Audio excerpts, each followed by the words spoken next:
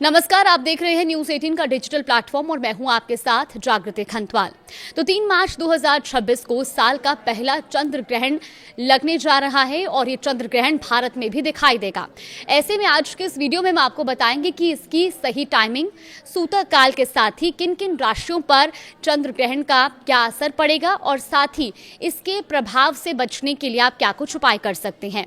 तो देखिए 3 मार्च यानी कि कल की वो तारीख होगी जब पहला चंद्र ग्रहण लगने जा रहा है और ऐसे में ये ग्रहण दोपहर 3:20 से शुरू होकर शाम 6:47 तक रहेगा। खास बात यह है कि ये चंद्र ग्रहण भारत में दिखाई देगा, इसीलिए यहाँ सूतक काल भी मान्य होगा और धार्मिक नियमों का पालन किया जाएगा। मान्यताओं के अनुसार सूतक काल के दौरान मंदिरों के कपाट बंद कर दिए जाते हैं और पूजा पाठ भी नहीं किया जाता और ग्रहण समाप्त होने के बाद मंदिर की सफाई कर गंगा जल का छिड़काव किया जाता है और फिर नियमित पूजा अर्चना शुरू होती है। वहीं ज्योतिष के अनुसार ये चंद्र ग्रहण सिंह राशि और पूर्वा फागुनी नक्षत्र में लग रहा है और इसका प्रभाव खास तौर पर कुछ राशियों पर भी ज्यादा देखने को मिल सकता है। तो इस पूर्ण चंद्र ग्रहण का जो सूतक काल है वो 9 घंटे पहले यानी कि सुबह 6:20 से ही शुरू हो जाएगा। अब आपको बताते हैं कि ये चंद्र ग्रहण आखिर कहां-कहां दिखाई देगा। तो देखिए ये चंद्र ग्रहण भारत के पूर्वी हिस्सों में ज्यादा स्पष्ट रूप से दिखाई देगा, जबकि इसके अलावा जो अन्य इलाके हैं वहां पर इसका आंशिक रूप से ही नजर आना संभव है। भारत के अलावा ये ग्रहण ऑस्ट्रेलिया, दक्षिण पूर्व एशिया, प्रशांत महासागर और अमेरिका के कुछ हिस्सों में भी दिखाई देगा। तो चंद्र ग्रहण का प्रभाव कहां पड़ेगा। देखिए ज्योतिष मान्यताओं के अनुसार इस चंद्र ग्रहण का असर सबसे पहले मन और भावनाओं पर पड़ेगा और इस दौरान व्यक्ति को मानसिक अस्थिरता, चिंता या निर्णय लेने में भ्रम जैसी स्थिति महसूस हो सकती है।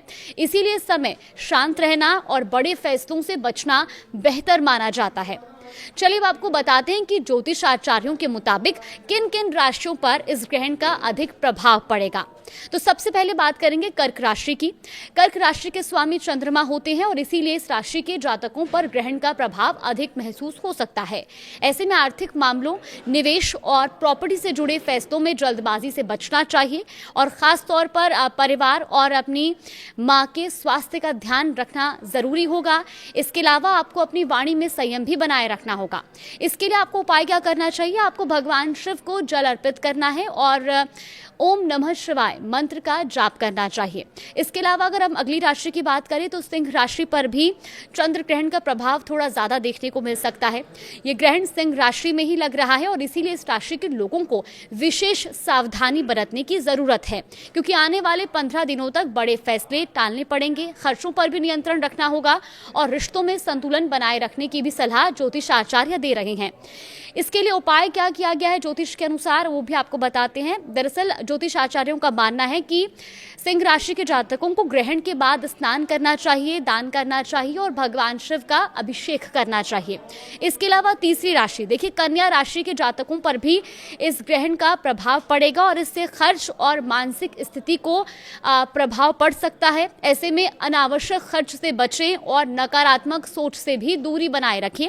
करियर से जुड़े फैसलों में भी कोई जल्दबाजी ना करें। कन्या राशि के जातकों को ज्योतिष आचार्य ये उपाय बताते हैं कि भगवान शिव की पूजा करें, बेल पत्र अर्पित करें और नियमित मंत्र जाप करें। तो देखिए चंद्र ग्रहण के दौरान आपको किन किन चीजों का ध्यान रखना है ये आप अपनी एक बार जरूर नोट कर लें और साथ ही 3 राशियों पर इसका खास प्रभाव पड़ेगा वो भी हमने आपको बताया। कर्क, सिंह और कन्या राशि के जातकों को चंद्र ग्रहण के दौरान खास ख्याल रखने की जरूरत है।